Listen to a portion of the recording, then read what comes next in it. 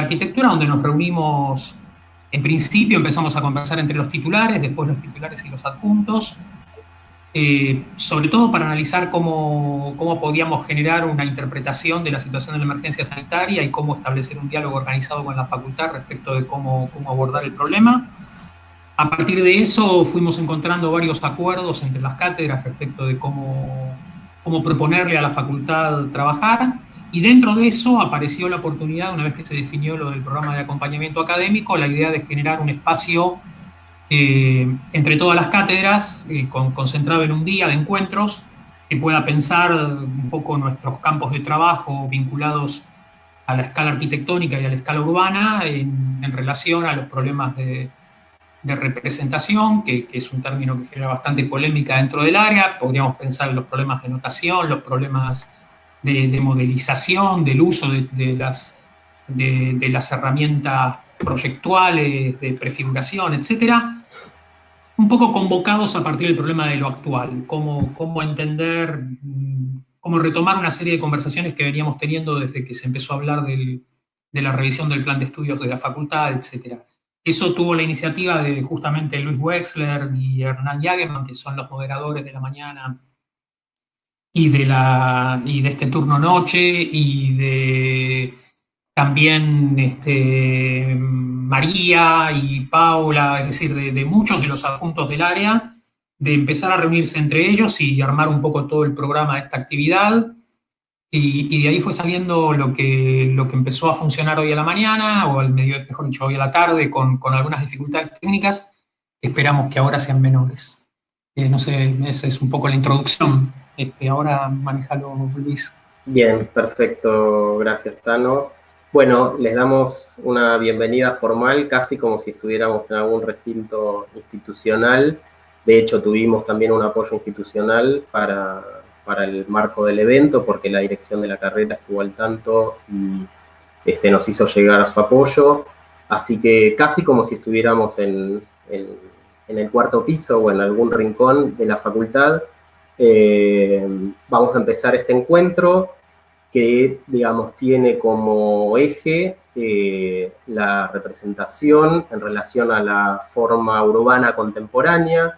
Me parece que son términos que dieron y dan lugar a muchas interpretaciones, que en un punto el acuerdo para llegar a estas temáticas, tanto la representación de la forma arquitectónica contemporánea como la representación de la forma urbana contemporánea, tenía que ver con poder armar un marco de exposición y de diálogo y de conversación y de reflexiones, tanto sobre trabajos que se vienen haciendo al interior de cada espacio académico, como realidades que nos van sorprendiendo diariamente y que me parece que tal vez puedan empezar a aparecer, aparecieron un poco en el debate de las 2 de la tarde, y bueno, y estimo que también van a aparecer ahora estos nuevos contextos entre los cuales estamos nosotros ahora mismo en un nuevo contexto de enseñanza, y creo que lo que es muy, muy valioso es que aún en estas enormes dificultades de todo tipo, estamos acá reunidos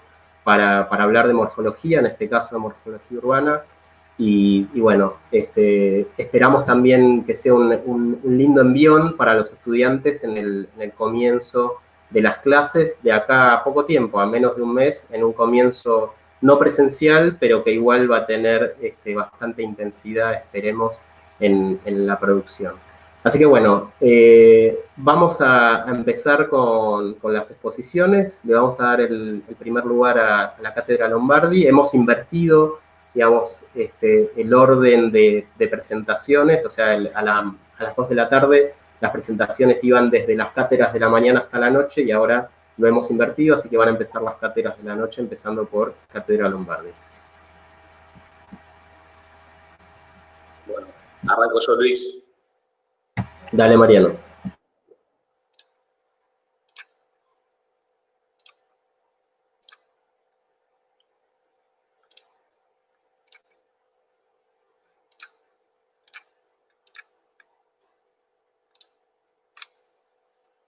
Me avisan, se ve bien, ¿no? ¿Y se oye bien? Muy bien. Se ve bien, se oye bien. Buenísimo. Bueno, muchas gracias. Realmente, en lo personal, estoy muy contento con esto que se pudo organizar y poder tener un poco el panorama de los intereses que hay en el área. Así que, bueno, voy a arrancar con la presentación. Voy a presentarles en este marco el trabajo que hacemos en la Cátedra Lombardi en la materia Morfología 2. Un segundo.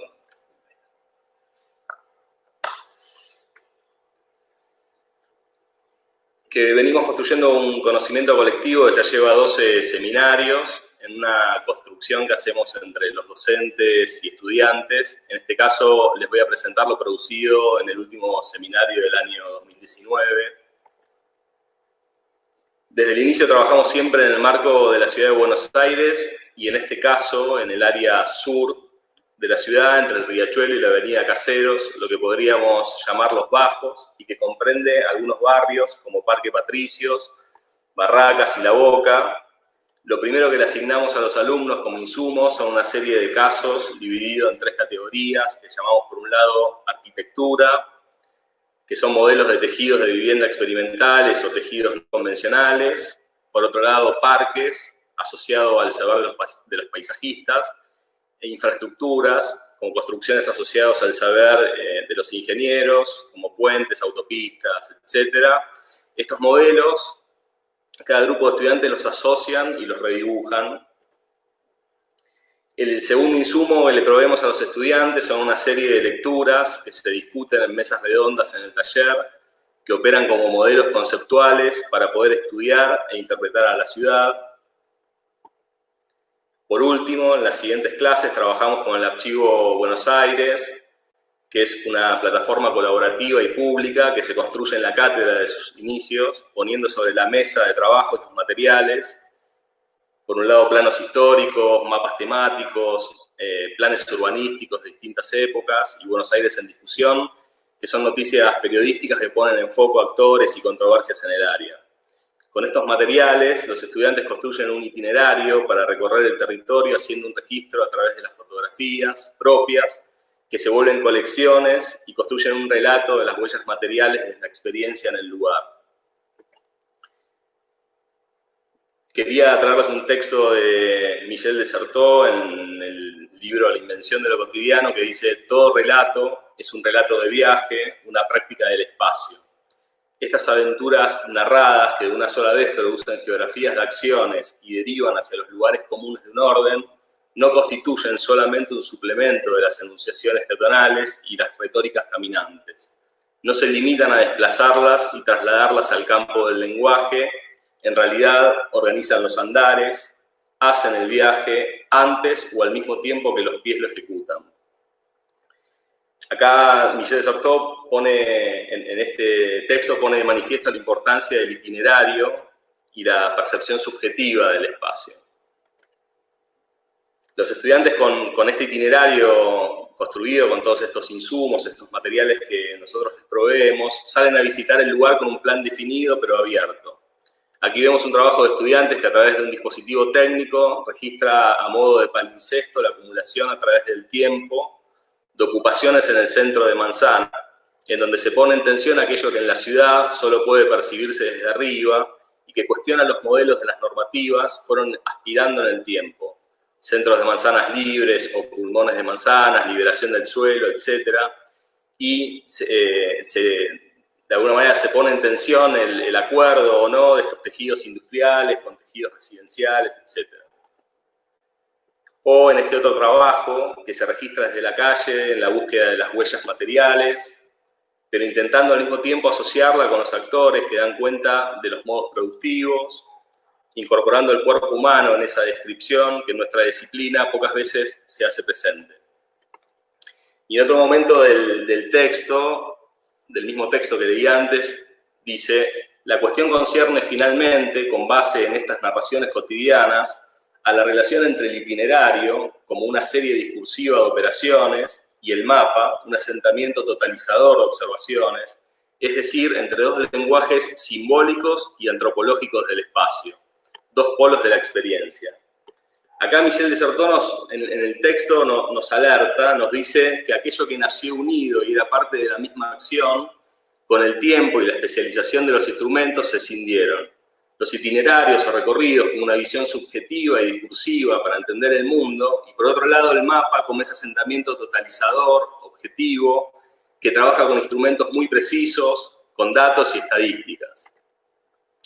En estos documentos que Sartor habla en ese texto, que son estos documentos llamados portulanos o cartas náuticas, que son las primeras descripciones que encontramos históricamente del territorio, podemos encontrar no solo el registro de la línea de la costa, también palabras que describen accidentes geográficos, propiedad del suelo. Hasta aquí nada nos llama demasiado la atención, pero también podemos observar líneas que definen rumbos de navegación, la brújula, que es el instrumento con el cual podemos dar uso a esta notación, y lo más llamativo es cómo se mezcla el relato al aparecer el barco, no solo como un símbolo, sino como el instrumento con el cual es posible construir esto, o las ilustraciones en el interior de los continentes que intentan dar cuenta de las condiciones ecosistémicas del territorio. O cuando vemos la planta grande de Roma, hoy vuelto un modelo en nuestra disciplina, a tal punto de cuando decimos hacer un plano Noli, sabemos que nos estamos refiriendo a describir la relación entre lo público y lo privado. Podemos ver ya cómo existía todavía esta relación imbricada entre la descripción geográfica y el uso de la perspectiva en la parte inferior del documento para entender otras cualidades de lo mapeado. Pero lo llamativo y no muy observado en este documento es que además de ver la relación entre la calle y los edificios públicos religiosos, todo lo que está en blanco, también podemos ver una secuencia de números y unos puntitos en línea que describen distintos itinerarios de festividades religiosas, que describe la forma en la cual se realiza el recorrido en determinado día por distintas iglesias en Roma. O sin ir tan lejos, encontrarnos en el proyecto de Coljas para el Parque de la Villette el esfuerzo por reunir aquello que está roto. Estos polos opuestos del mapa o plano y al mismo tiempo una visión relatada del mismo con estos dibujos en bizantina, o bien a través de estos diagramas que dan cuenta de las distintas formas de recorrido y de percepción que tiene el proyecto. Dicho esto y volviendo a los trabajos de los estudiantes, podemos ver en estos documentos la asociación de distintos medios de representación para reconstruir un mapa propio, utilizando técnicas mixtas, el plano y la axonometría que describen infraestructuras y formas de ocupación, que aloje problemas enunciados y aún no estudiados en la ciudad, como este que trabaja con la descripción del territorio, anotando solamente copas de árboles y el tendido del cableado aéreo, que normativamente está prohibido desde hace 30 años, pero que sigue teniendo presencia física en nuestra ciudad, utilizando la descripción planimétrica y la axonometría bizantina. Toda esta información que construyen los alumnos y que aloja también el Archivo de Buenos Aires, se reúne en un mapa colaborativo usando plataformas digitales, donde todo ese conocimiento colectivo se condensa de modo de intentar reconstruir un mapa único, hecho de muchas clases de información, de cualidad multiforme, pero con un horizonte claro. Usarla a la representación como las herramientas necesarias para estudiar la ciudad y de ese modo poder transformarla. Porque si hay algo que hoy nos resulta evidente es que todavía hay muchas cuentas por saldar para seguir viviendo juntos. Gracias. Bueno, muchísimas gracias, Mariano, por la presentación, muy interesante. Rubén, ¿estás más o menos preparado? Yo ahora en un ratito no te oigo, Rubén. Sí. ¿Sí? Perfecto. Bueno, preparado. Entonces, ahí voy yo.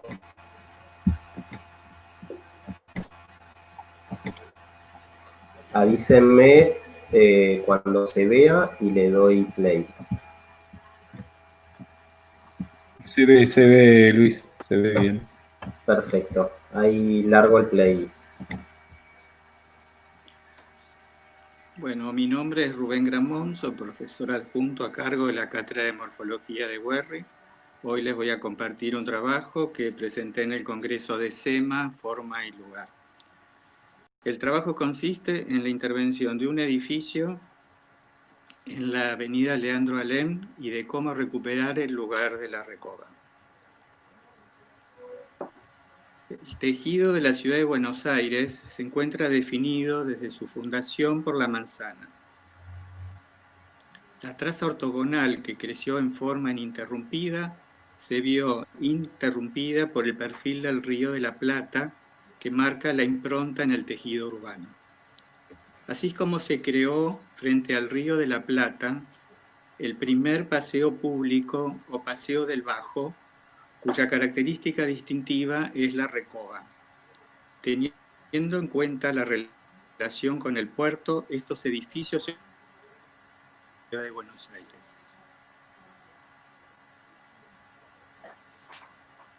Actualmente la recoba se extiende del norte a sur desde Parque Lezama hasta Recoleta.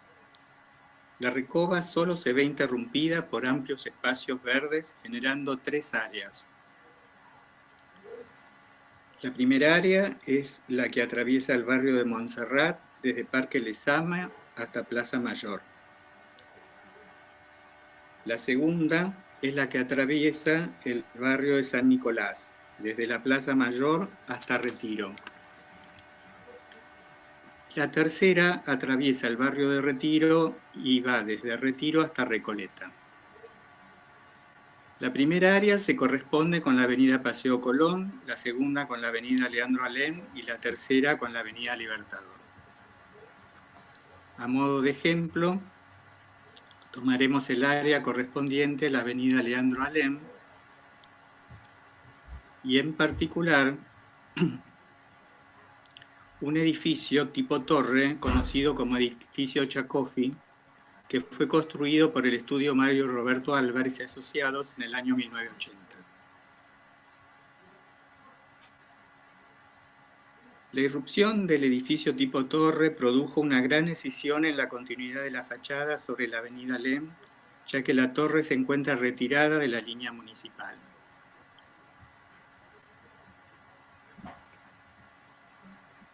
Para cumplir con la exigencia municipal de respetar la recoba, la misma se materializó como un sistema de pórticos que no llega a recuperar la idea de lugar que caracteriza la recoba y no logra restaurar la continuidad de la fachada.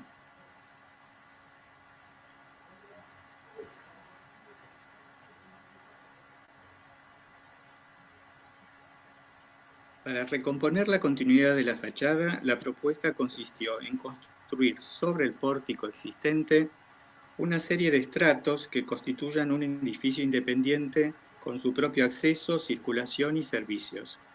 El objetivo no fue el de deshacer y volver a hacer, sino el de rehacer o hacer de otro modo. Para definir la forma de estos estratos, se ha detectado a través de los trazados que las proporciones de las torres son las mismas de la del pórtico original.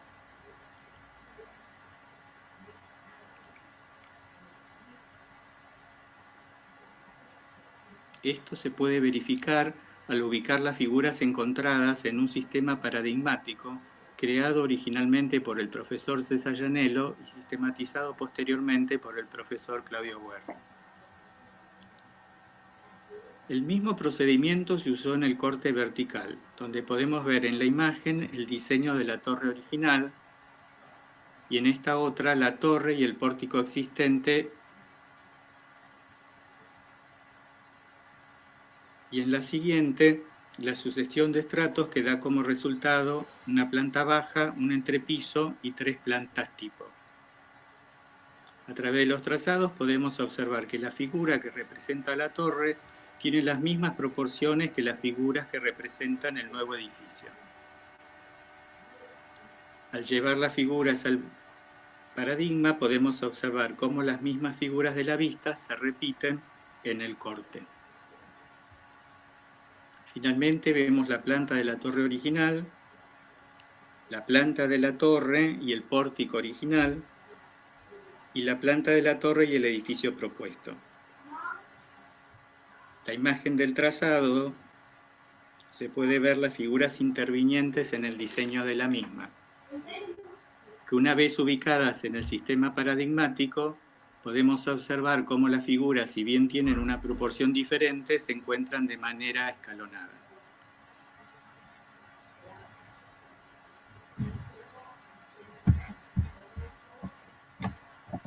Bien, a ver, estamos, bueno, muchas gracias Rubén. Le toca a Ismael. Bueno, a ver, gracias. Voy a intentar hacer compartir pantalla con todos.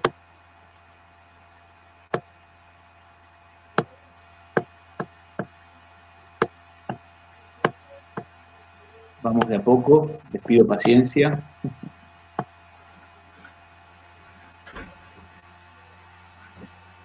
A ver, ¿se ve bien ahí y se escucha? Sí, perfecto. Bueno, gracias. Yo no voy a hacer nuevamente poner énfasis en este tema de representación versus prefiguración, porque creo que es un tema ya que hemos trabajado y hemos planteado en el otro foro, en el foro que fueron a las 14 y que fue desarrollado bastante. Nosotros planteamos que entendemos que el idioma castellano tiene muchos valores y muchas ventajas y es polisémico como todos los lenguajes, pero de alguna manera nos gusta más prefiguración que se ajusta un poco más a lo que es la tarea del proyectista, ¿no es cierto? No es volver a presentar, sino es crear un proyecto desde la nada. Entonces, a eso viene el famoso, a ver si puedo yo, sí, ahí estoy. Bueno, nosotros trabajamos la forma urbana a partir de tres características o tres textos. El primero es el Kevin Lynch, es un texto clásico sobre morfología de la ciudad. El segundo también ya es bastante conocido, que es el de la Metápolis de François Sager. Y el tercero, este tejido intra que se ve aquí en el centro, es un tejido que nosotros intentamos desarrollar desde el taller y desde el Instituto de la Espacialidad Humana que dirige Fernández Castro, ¿no es cierto? Básicamente, lo que hace Kevin Lynch y lo que hace también François Sager es definir contexturas de la ciudad, que son estas: flujo, habitación, referencia, intercambio y deslinde. Entonces, determinar, digamos que para el paradigma tradicional, que sería el paradigma que define Kevin Lynch en su libro, que trabaja sobre la ciudad de Boston, el flujo es una línea, podríamos decir una calle, una avenida. La habitación se define en áreas, lo que para nosotros sería barrios, o zonas de vivienda, o zonas, también pueden ser zonas de oficina, o zonas mixtas también, de todo tipo. Las referencias son las plazas, los parques, los monumentos, aquellos lugares que son fáciles y que están en la memoria colectiva y que forman parte de la identidad de cada ciudad. Los intercambios son los cruces entre avenidas, los cruces entre calles, y los deslindes se definen como bordes, muchas veces son bulevares, muchas veces son calles que dividen un barrio de otro, etcétera, etcétera. Caso de alguna avenida importante, en nuestro caso Rivadavia. En el caso de François Sager, él no trabaja sobre una ciudad tradicional, trabaja sobre lo que se llama la metápolis, que es la que consideramos hoy la ciudad de la muerte de la vida barrial, la ciudad por decirlo de alguna manera, de las redes, la ciudad contemporánea. Entonces, el flujo se define a través de vínculos. Estos vínculos son líneas de alta velocidad, en las cuales el trayecto es muy veloz y, digamos, la importancia está dada en los puntos de llegada y en los puntos de partida y no tanto en el trayecto. La habitación está definida a partir de conjuntos habitacionales, podríamos llamarlo las placas corbusieranas o los conjuntos, en nuestro caso, los conjuntos habitacionales de los 70, Lugano, Soldati, etcétera, etcétera. No muy felices los ejemplos que estoy dando, pero valen para este caso. Los contenedores, contrariamente a las plazas, son aquellos sitios que, digamos, absorben urbanidad, como por ejemplo los shoppings, ¿no? Sigo con algunos ejemplos. Los nodos es un cruce entre vínculos, o sea que muchas veces no se produce nada más que un intercambio de tráfico vehicular. En el caso de las autopistas, por ejemplo, los nodos están determinados por el radio de giro de los camiones y cosas así, ¿no? Pero no se produce nada a nivel urbano, simplemente es una cuestión puramente funcional. Y el deslinde muchas veces son muros o alambrados, ¿no? Estos límites tan fuertes que tiene la ciudad. Entonces, entre esos dos modelos aparece este tejido intra, esta ciudad intra, que plantea como una especie de urbanismo de sutura que pudiera plantearse entre estos modelos tan antagónicos, ¿cierto? Entonces, bueno, vamos con algunos ejemplos. Un ejemplo de línea podría ser perfectamente nuestra General Paz, y los vínculos podríamos, acá tengo a la derecha las infraestructuras subterráneas de la Alexanderplatz en Berlín, ¿no es cierto? Todo el tema de los nodos de circulación y toda la circulación de las redes que pasan por debajo, ¿no? Que es bastante interesante. Entonces, un poco cómo podría ser el flujo en una ciudad que tuviera las ventajas de una línea y las ventajas y la velocidad de una cinta, de un vínculo, y a eso le llamamos cinta. Y bueno, un poco el ejercicio pasa por determinar cómo se puede realizar una cinta. Sigo rápidamente con los ejemplos. Las áreas de la ciudad tradicional, los conjuntos de la ciudad contemporánea, de la ciudad, y los teselados, que serían los que corresponden al tejido intra.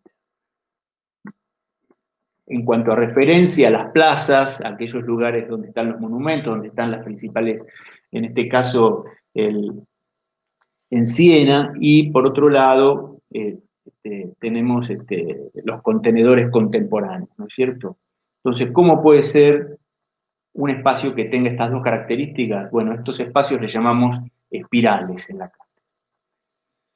Finalmente, con el caso de los cruces, volvimos a hacer la ciudad tradicional con sus cúpulas, forman cruces entre las avenidas, y la ciudad contemporánea, estos nodos de los cuales ya hablamos, ¿cierto? Entonces, ¿cómo puede ser algo que esté en un urbanismo nuevo? Generaría algún elemento que llamamos lazo y que nosotros tratamos de investigar y tratamos de invitar a los estudiantes a que lo desarrollen. Por último, otro de las categorías que intentamos investigar y que nos intentamos trabajar junto con los estudiantes tiene que ver con esta categoría de deslinde, con estos bordes de la ciudad tradicional, por ejemplo, el borde de la República Árabe Siria frente al Jardín Botánico a la derecha, y a la izquierda esta imagen de los edificios frente al río, que no es de Le Corbusier, aunque parece, sino que es de Alberto Olivera, un proyecto para Ribera de Roma. Un poco esas son las categorías, y una vez que están estudiadas en barrios, etcétera, etcétera, nosotros trabajamos generalmente con zonas bastante amplias. Todo esto termina con un plano de estructura urbana, que tiene un desarrollo más o menos parecido a esto que estamos viendo aquí, ¿no? Estos, por supuesto, son dibujos, no son dibujos de la cátedra, sino que son trabajos a la derecha Candilis, a la izquierda Burnier, pero son cosas muy similares a los trabajos que hacen los estudiantes durante el proceso de detectar la estructura urbana del barrio o de la zona que se les determina. Eso es un poco el ejercicio que planteamos y de alguna manera el encuadre que le damos a la forma contemporánea dentro del taller.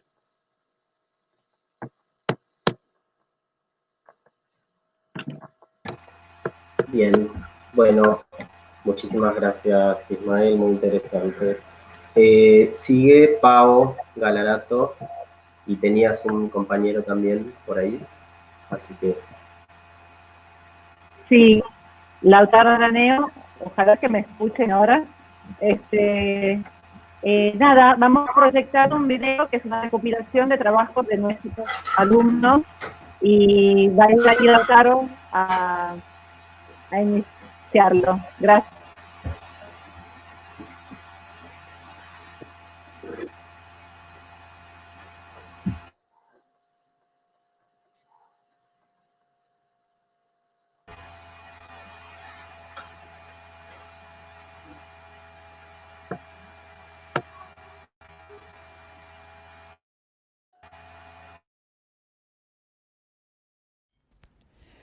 Nuestro taller vertical se organiza en 3 ejes consecutivos para el estudio de la forma y su lógica. Morfología general, de la geometría a la forma espacial. Morfología arquitectónica, del contorno al entorno. Morfología urbana, de lo privado a lo público. Uno de los principales desafíos de morfología urbana es el cambio de escala, en donde el contexto explorado en el entorno de MA ya no se limita a lo inmediato, sino se abre para abarcar los diferentes grados de acercamiento y alejamiento necesarios para relatar la multiplicidad de factores que entran en juego, desde la escala de los mapas y de las cartografías hasta la escala de lo que llamamos microurbanismo. Un rasgo esencial de nuestra manera de plantear el estudio de la forma urbana es la indisoluble coexistencia de, por un lado, los elementos formales que reconocemos como formas urbanas, por ejemplo, las calles, los cruces, las manzanas, los focos y otros, y por otro lado, las prácticas sociales, que definen su modo de habitar y su condición de posibilidad, reconociendo así una relación biunívoca de causa y efecto, en donde las dos partes se condicionan mutuamente en el incesante pulso vital y mutante de cada ciudad particular a lo largo del tiempo. Nos basamos en las tipologías configurativas y semánticas de Liliana Giordano de Doberti, ampliadas por Alejandra Vaca, y en el rastrillo morfológico proyectual de Alejandra Vaca como instrumentos de análisis, interpretación, prefiguración y manifestación de formas urbanas, llegando finalmente a propuestas proyectuales que conjugan las diferentes lecturas en una intervención formal que apunta a resolver un caso puntual o a actualizar la manera de habitar la ciudad, quedando atentos a la observación de las prácticas sociales y de sus huellas históricas. El rastrillo morfológico proyectual es el conjunto de herramientas visuales y conceptuales para abordar el estudio de la forma.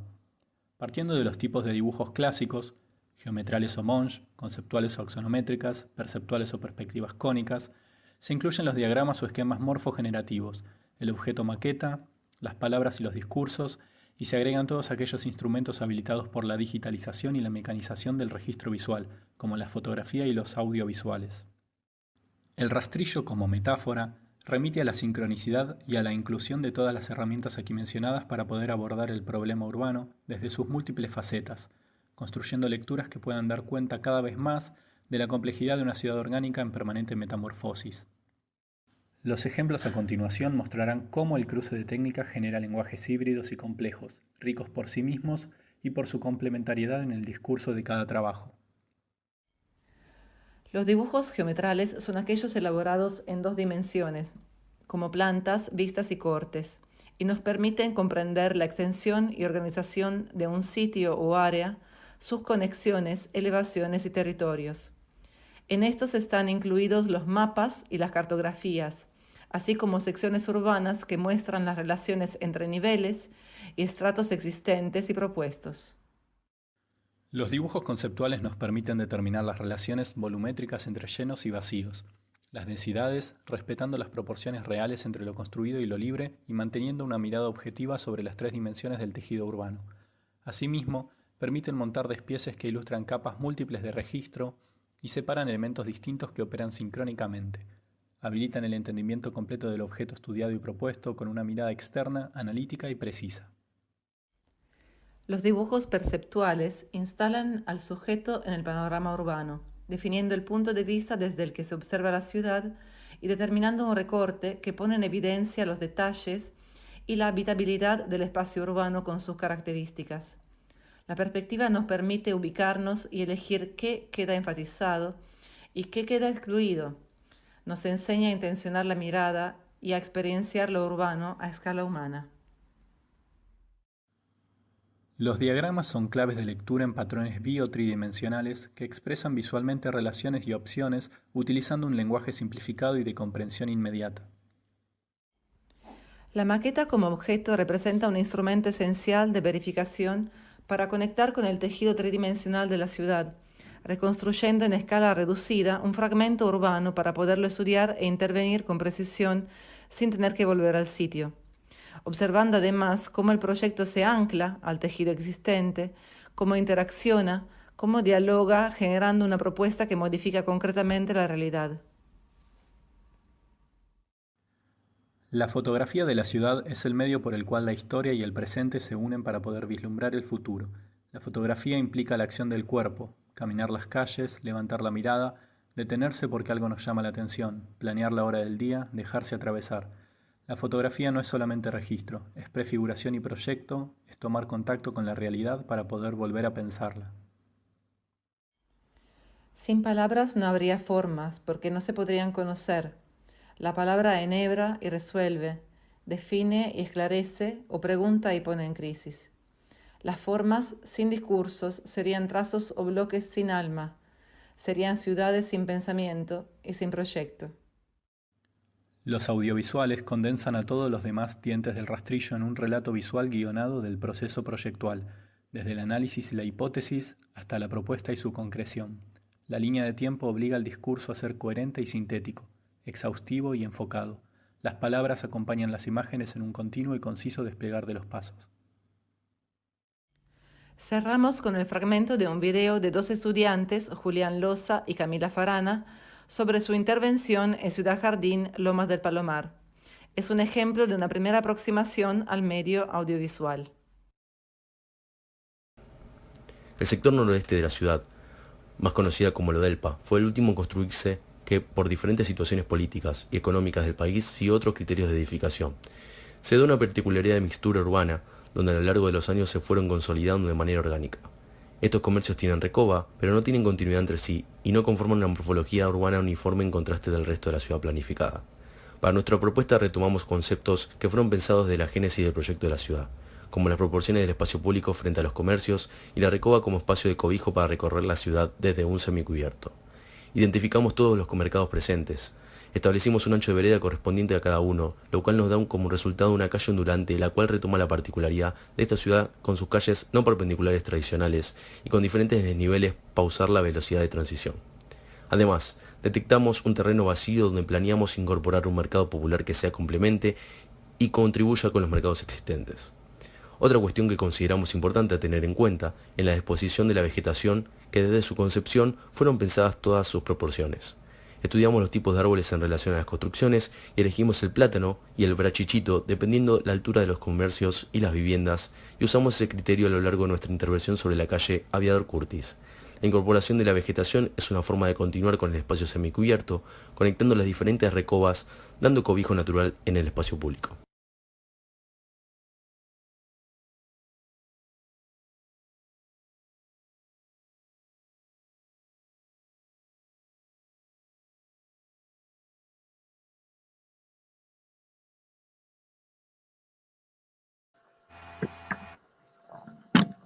Bueno, muchísimas gracias, Paola y Lautaro, Cátedra Vaca, muy lindo.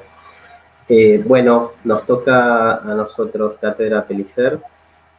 Ahora comparto pantalla y largamos.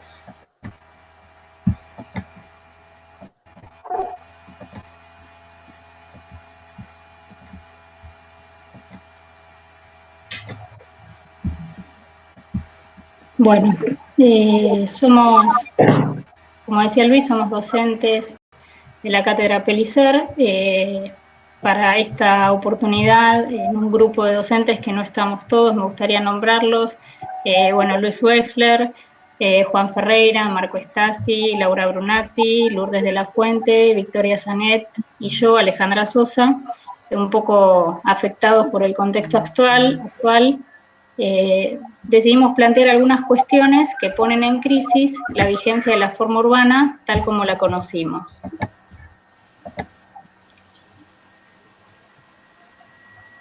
En ese sentido, tenemos algunos temas que planteamos que serían las nuevas representaciones, cuestionan la legitimidad de la forma urbana existente, nuevos hábitos, resignifican los espacios urbanos, antiguas miradas cobran un nuevo sentido en la forma urbana contemporánea, la pandemia construye un espacio post-urbano, aún más complejo en la hibridez virtual-presencial. Una nueva agenda emerge para reconstruir las relaciones entre forma urbana y sociedad.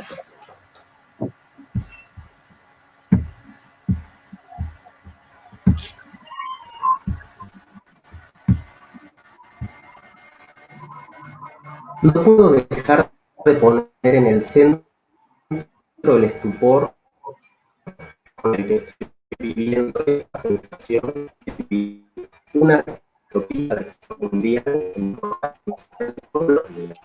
Las primeras semanas tengo la sensación eufórica, extraña, además, el de una mujer en Berlín, salida de la primera vez con la bicicleta de la ciudad y trata de reunirnos pedazos de propiedad, mostrar cómo en la ciudad los tenemos individual y social.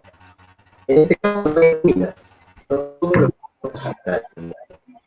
Sin embargo, la ciudad impacta. Me hace acordar de una película de ciencia ficción donde París es exactamente igual a París, en 1974, el mando y esta tiene que ver con cómo la ve, con cómo la filma, con cómo un observador sabe que se trata de ciencia ficción.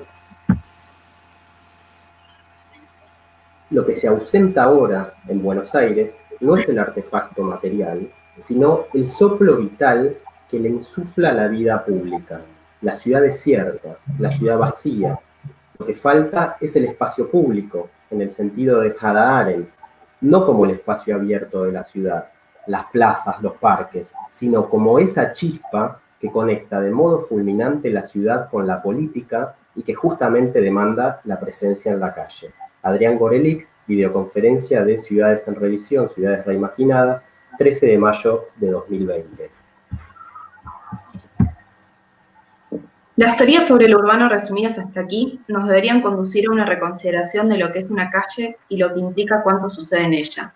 Los proyectadores de ciudad han sostenido que la delineación viaria es el aspecto del plano urbano que fija la imagen más duradera y memorable de una ciudad, el esquema que resume en su forma, el sistema de jerarquías y pautas espaciales que determinará muchos de sus cambios en el futuro.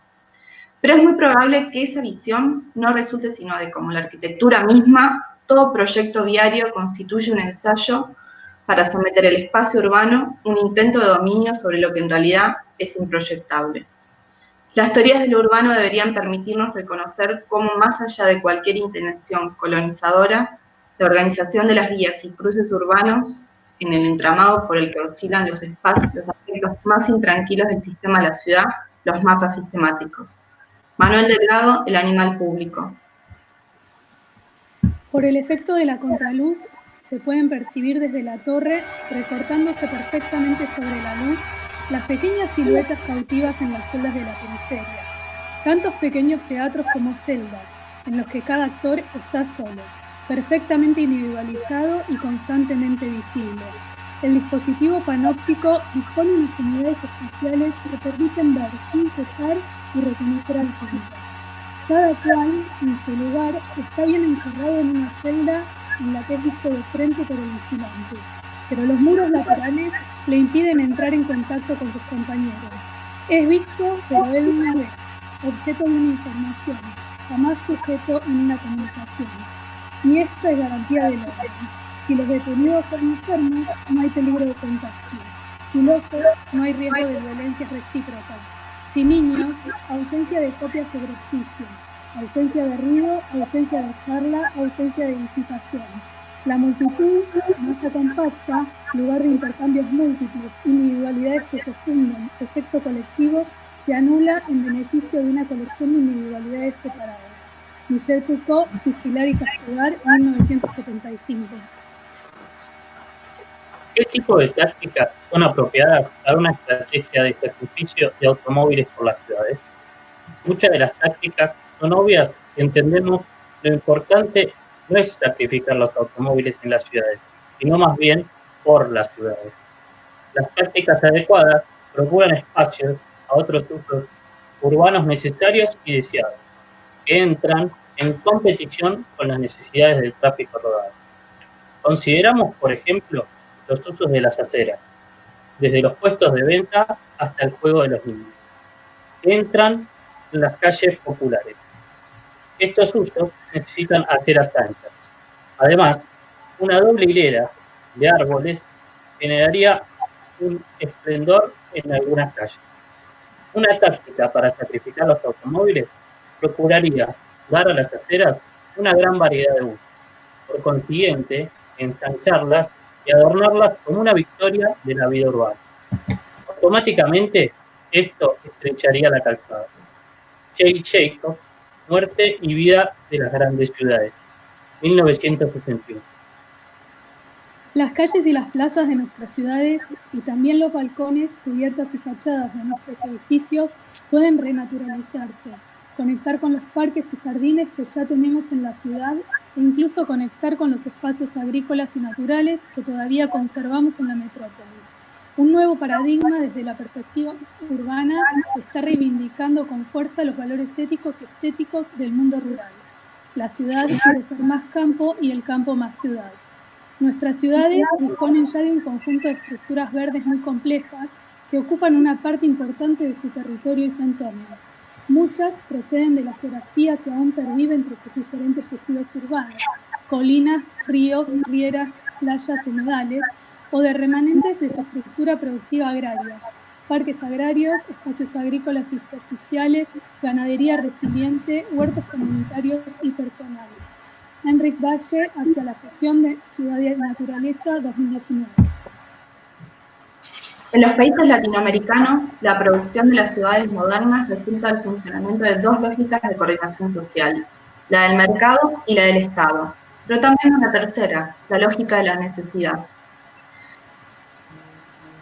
La ciudad moderna tiene dos formas paradigmáticas, en términos materiales, de conformación estructural de su ambiente construido. La primera está identificada como el modelo continental, y su estructura urbana se configura como una ciudad compacta, donde el uso del suelo es intensivo. La segunda responde al modelo anglosajón, y su manifestación espacial es la ciudad difusa, con un uso de suelo fuertemente extensivo y una baja densidad predial por lote y residencial por vivienda. El funcionamiento del mercado del suelo en las grandes ciudades latinoamericanas promueve de forma simultánea una estructura de ciudad compacta y difusa. Ello apunta a que las urbes latinoamericanas tienen una estructura generada por un uso de suelo que se compacta y se difunde, o se difunde y se compacta.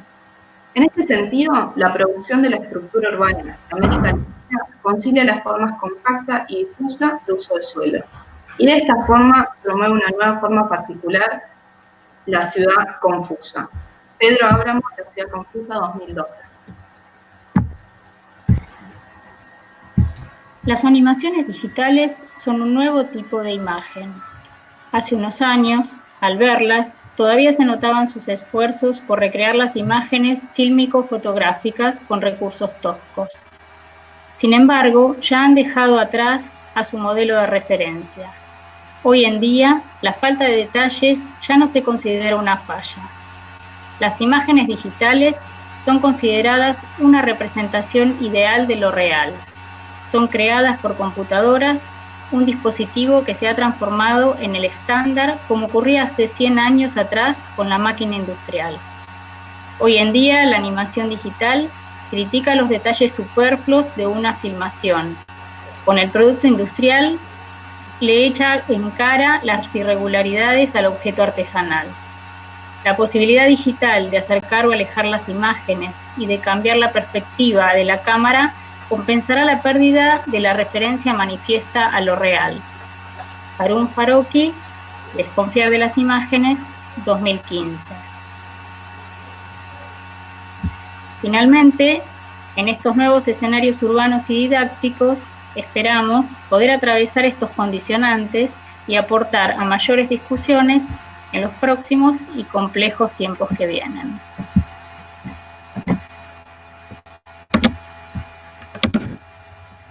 Bien. Bueno, le damos la palabra a Valeria y Sebastián.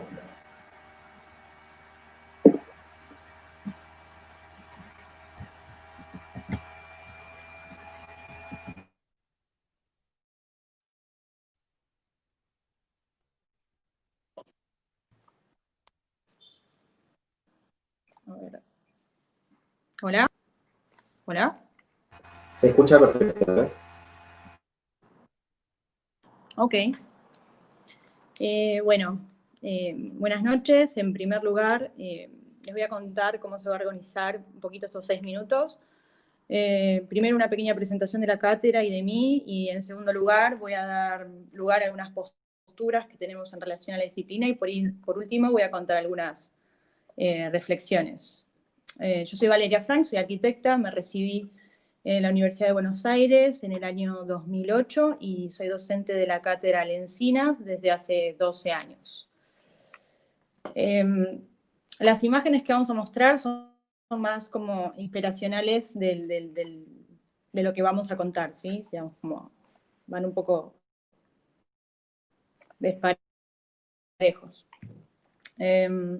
La morfología de las ciudades, como el trazo de sus calles, el tamaño de las manzanas, la altura de los edificios, su relación con las calles, entre un montón de otras cualidades de la morfología de la ciudad, influye e impacta en la calidad de vida de los habitantes. De allí la necesidad de comprender la ciudad desde todos los aspectos posibles, comprender la naturaleza y el comportamiento de la ciudad, es lo que nos va a garantizar, de alguna manera, intervenciones arquitectónicas que aporten al urbano con mayor eficacia. Entonces, la apropiación del contexto, del entorno inmediato, de la escala de la ciudad, del diseño, la productividad, son algunos de los temas que se van a poner un poco en juego, ¿no? Y en relación a esto último, dentro de la cátedra, hay diferentes maneras de abordar estos temas. Si escuchan, tengo un perro. Hay diferentes maneras de abordar estos temas, incluso distintas posturas. Lo que a mi criterio pienso que el debate que esto genera es muy enriquecedor, tanto como para los alumnos como para los docentes. Podemos reconocer un modo de operar, un hecho arquitectónico que impacta y que transforma la ciudad, un poco como estas imágenes que estoy mostrando ahora. Tal vez no constituye una relación obvia con su contexto, sino que las relaciones son más implícitas.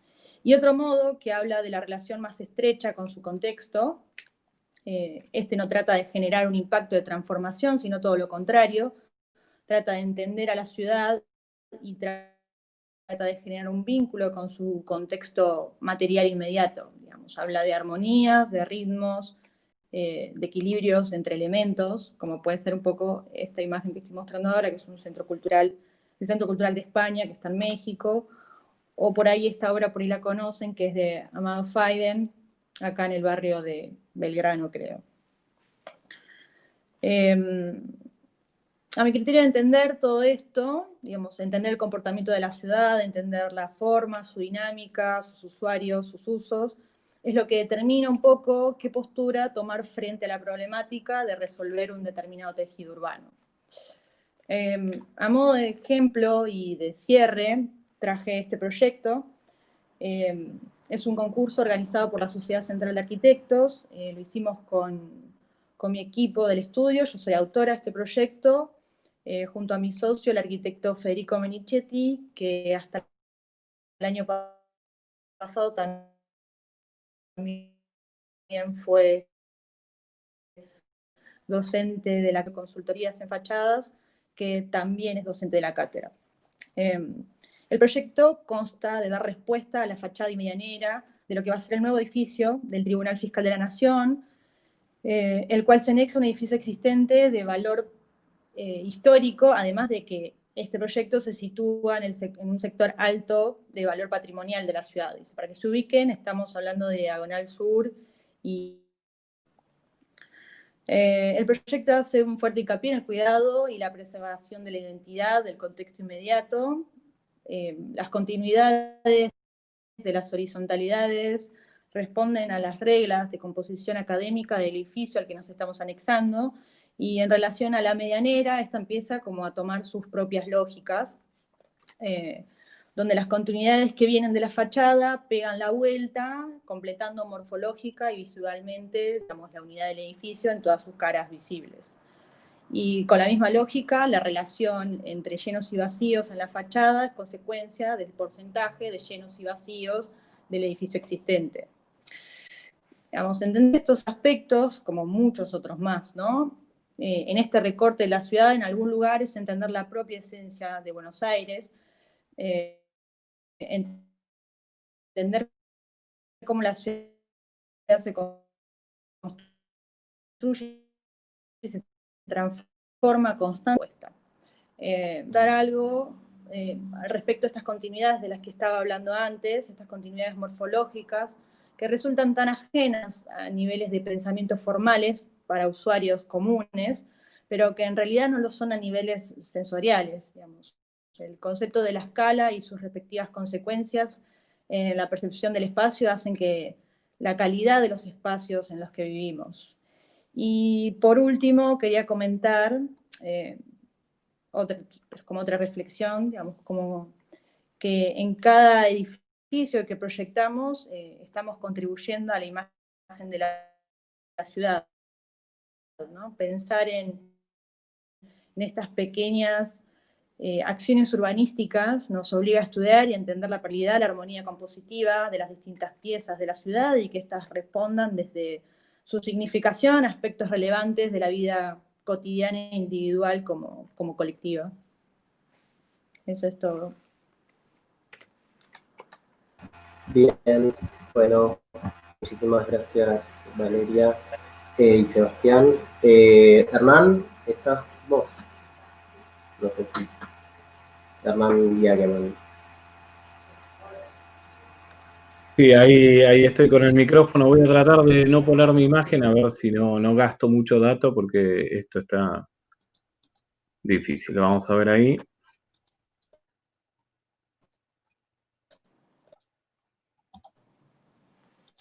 Bueno, decime Luis si se ve bien lo que estoy compartiendo, si se ve la Yo por lo pantalla. menos no lo veo, pero no sé el resto, me parece que no.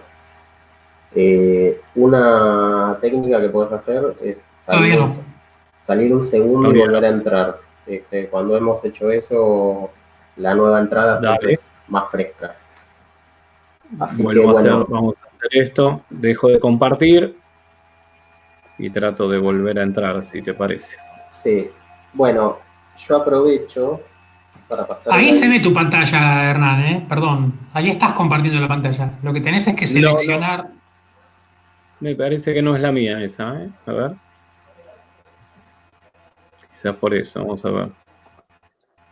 Díganme si se está viendo el PowerPoint ahora, porque yo elegí el PowerPoint. Es tu pantalla, pero no se ve el PowerPoint. Creo que tenés que seleccionar la aplicación que querés que se vea.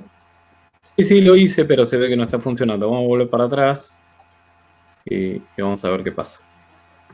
Sí, porque ahí vemos tu pantalla, Perfecto, vamos a ver. Pero el tema es que enganche el PowerPoint. Sí. Va. A ver, déjame ver si esto está... No, esta pantalla que está ahí es de otra persona, Ah, bueno, bueno. Veo ahí. ¿Alguien está compartiendo pantalla todavía o pasa algo, digamos? Puede ser. A ver, porque esta es de otra persona. Es de otra persona. Pero no sos vos. Ahí está, ahora volvimos. A ver, ahora sí vamos a intentar. Dale. A ver si funciona.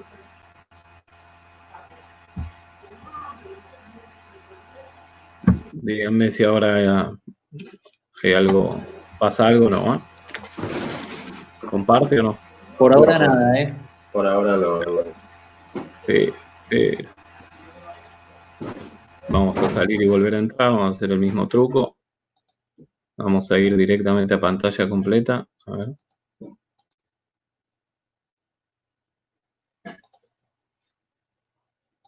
A ver si bueno, funciona.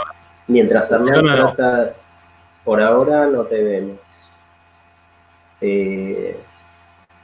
Pero dale, salí, vuelve a entrar y lo seguimos intentando. Sí, No, y si no lo hago vía oral, no te preocupes. dale. Vamos a ver. Quería pasar un aviso que es, digamos, que en el chat, en el cual somos casi 300 personas ahora, 285, solo rescaté una pregunta, ¿sí? Que la agendé al principio.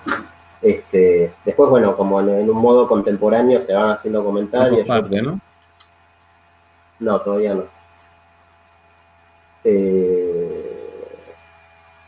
Pero les pedimos, si tienen ganas, que formulen algunas inquietudes que tengan en relación a las presentaciones. Dame un segundo que vamos a hacer otra prueba. Vamos a dejar de compartir. Voy a ponerme en video por las dudas. Aunque salga mal, ahí salgo. Y vamos a compartir. Y si no, lo digo hablado. Me parece bien. Bien, último intento. Dale. Bien. Bueno, lo voy a decir hablado y si no sale no hay problema. En realidad, básicamente la idea de la expo, que después igual si compartimos todo algún drive, como hablamos hoy a la tarde con las exposiciones, lo comparto si quieren ahí. Básicamente la idea tenía que ver con pensar, por un lado, en el contexto en el que estamos, ¿no? Del tema de la pandemia y esta crítica que ha salido a través de la explosión de pandemia, sobre todo en centros urbanos de gran densidad, y cómo eso entra en contraposición con un proyecto, por ejemplo, el del nuevo Código de la Ciudad de Buenos Aires, que está ya hace un año en funcionamiento, que buscó, de alguna manera, pensar a las ciudades justamente desde una mayor densidad. En ese sentido, la exposición lo que trataba de buscar, se pueda ver ahora o no, era tratar de dar una serie de preguntas que están en los cursos de morfología urbana y en base a esas preguntas tratar de pensar justamente en esta representación de la forma urbana. La primera pregunta tenía que ver con de qué manera un trazado define una forma de ocupación. Ahí un poco la idea era mostrar, como hicieron ya algunos otros, Mariano por la cátedra de Lombardi, algo también de Gramont y varios de ustedes, el tema del trazado de la ciudad. Voy a tratar de verlos de vuelta porque si no me voy a perder sin verlos. Ahí está. Hernán, discúlpame, vos tenés la Sí. cámara. Ah, ahora la prendiste, recién estabas apagado, así que... Sí, porque estaba teóricamente compartiendo algo que no comparto, así bueno. que no hay drama. Y básicamente, digamos, la idea de este tema de la pregunta era ver un poco el desarrollo de Buenos Aires, es una lógica de la cuadrícula, ver cómo eso ha determinado en parte por momentos la forma arquitectónica y ver cómo a veces estos trazados de ciudad, con ejemplos de otros trazados como los de Buenos Aires, Nueva York o ciudades como París, que tienen un trazado superpuesto en el tiempo, pueden llegar a determinar algunas formas de uso y cómo repensarse. Si este proceso de la ocupación de la manzana tradicional podría llegar a invertirse y, como se pensó en varios momentos del movimiento moderno, trabajar sobre la inversión, ocupando con edificios el centro de la manzana y liberando los bordes, a la diferencia de lo que es la ciudad de Buenos Aires, y sobre todo a diferencia de cómo se ha repensado en este nuevo código, que tiende a volver a pensar el borde de cada manzana como un borde sólido, sin permeabilidad, y vuelve a darle importancia al pulmón de manzana, pero sin conexión con el espacio público. Y un poco reflexionar sobre estas temáticas, ¿no? Y cuánto pueden además los proyectos arquitectónicos constituir modelos o no de ocupación del espacio urbano. En ese sentido, nosotros trabajamos hace varios años sobre el área de Belgrano, sobre todo por esta contraposición entre manzana consolidada pero lote grande que permite proyectos de torres y despegados del suelo y de los frentes, un poco a la manera de esta pregunta de si los proyectos arquitectónicos pueden llegar a constituir un modelo de ocupación de ese espacio. Y por otro lado, si esta idea que el nuevo código está poniendo de generar mayor homogeneidad es válido o no, ¿no? Esta búsqueda de homogeneidad. En ese sentido, yo justamente un poco coincidiendo con lo último que mostraron de la cátedra de Ábaca, iba a mostrar un trabajo que vengo haciendo hace varios años, que es una investigación sobre justamente Ciudad Jardín en Palomar, porque Ciudad Jardín, aunque está hecho hace 75 años, creo que sigue siendo hoy un ejemplo sobre el que podemos hacernos preguntas actuales, porque me parece que su proyecto contesta todas estas preguntas que yo venía haciendo de una manera muy particular. Y lo voy a decir rápidamente porque no tiene mucho sentido decirlo sin mostrarles las imágenes, pero básicamente yo tenía un trabajo empezando como desde estas últimas preguntas a las primeras, donde si se habla, por ejemplo, una de las preguntas que tenemos en los cursos es ¿qué relación hay que repensar hoy entre espacio público y densidad habitacional? Muchos hablaron del espacio público de las ciudades, la cátedra Pellicer. También, ahí me parece que Ciudad Jardín propone como una relación doble del espacio privado dándolo al público y el público metiéndose en el privado, que me parece que tiene una serie de secretos muy importantes para tomar las ciudades de hoy. En los ejemplos, los edificios de propiedad horizontal abren los pulmones al uso público, las casas tienen retiros obligatorios con cercas bajas que prolongan el espacio de la calle hacia los interiores de las viviendas en lo visual, y hay una interacción constante entre espacio público y privado.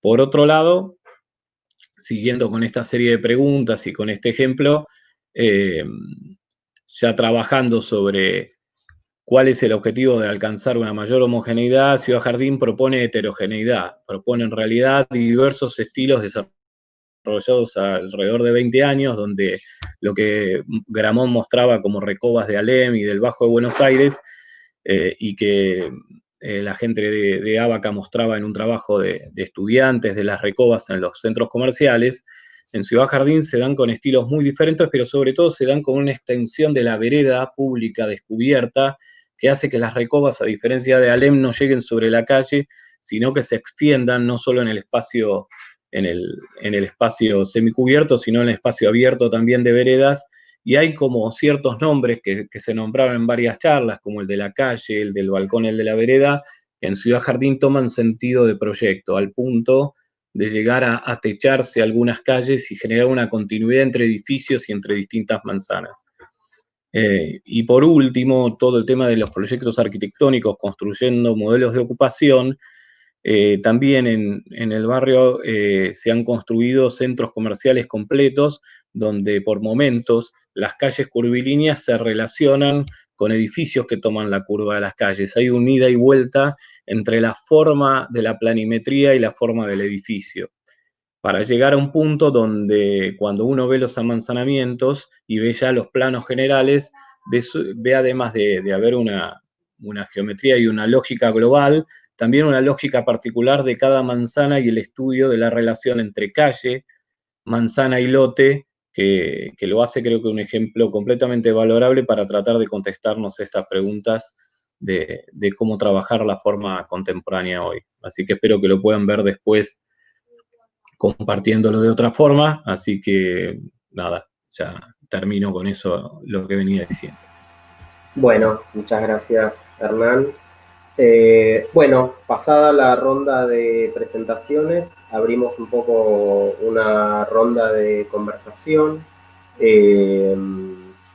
La única pregunta que rescaté del chat, cosa que me sorprendió, digamos, de bastantes, deben ser centenares de comentarios, donde el chat me parece que es también una forma de representación de estas nuevas arenas de discusión, de algún modo también fuera de control para todo el mundo.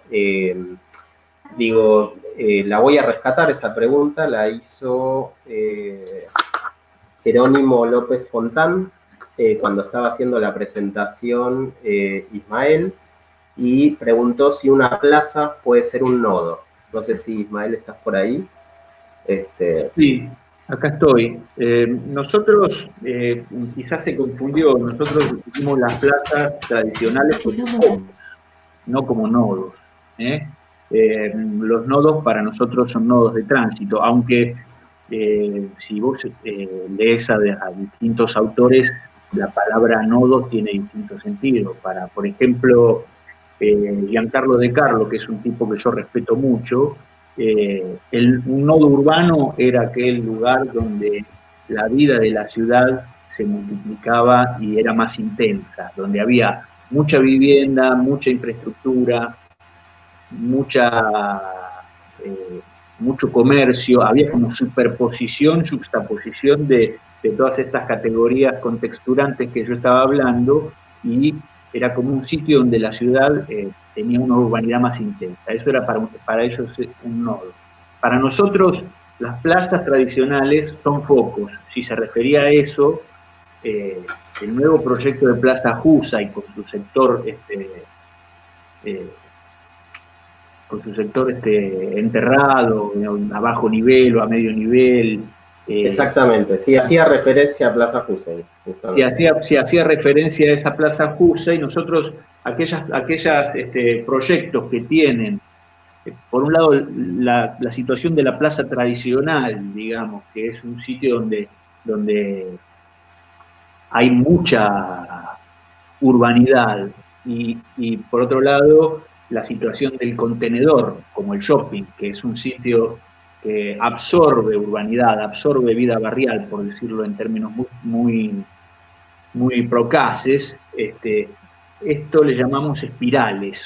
Para nosotros es un proyecto, más allá de sus calidades espaciales, del proyecto de Plaza Jusay, es un proyecto que en momentos del día puede absorber urbanidad, por decirlo de alguna manera, vida urbana, y por otro lado puede emitir, depende de qué usos se den.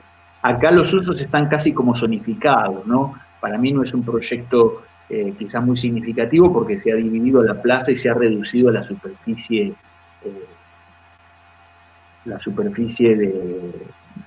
de plaza se ha reducido, y lo otro se ha convertido en un patio de comida. Pero podría ser un ejemplo no muy feliz de espiral para nosotros.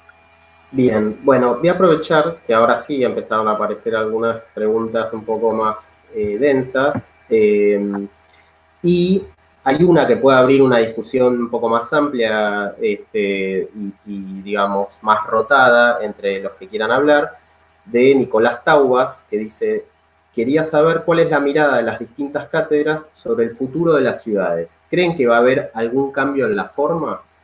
Bueno, no sé quién quiere agarrar el guante.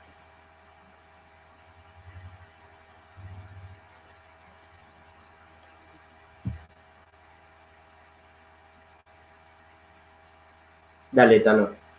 ¿Se refiere al futuro de las ciudades post-COVID o se refiere al futuro de las ciudades en general? Yo creo que debe hacer alusión a este presente, ¿no? Como cómo impacta el presente que estamos transitando hacia la forma urbana, imagino. Pero bueno, ¿vos querías hablar, Tano, o por ahora no? Sí. Dale. A mí me parece que la pregunta sobre el futuro es una pregunta que vale la pena hacerse, que vale la pena hacerse, pero que definitivamente no vale la pena pensar que uno tiene la respuesta, digamos, en el sentido que efectivamente haya de por medio algún juego de adivinanzas. Me parece que lo que está claro es que la situación de la emergencia sanitaria expone que hay un modelo urbano que genera muchas situaciones críticas. Me parece que la presentación de Hernán, a pesar de que no pudimos ver las imágenes, encuadró bien algunos problemas, ciertos debates en el contexto de la ciudad de Buenos Aires, que es esta idea de tener una normativa nueva, un código que trata de imaginar una ciudad que tiende a ser cada vez más homogénea. Seguramente cuando dice la ciudad está diciendo la ciudad que está contenida por ese límite de la Avenida General Paz, y que en esa homogeneidad expulsa hacia afuera todo lo que se manifieste como un poco más heterogéneo.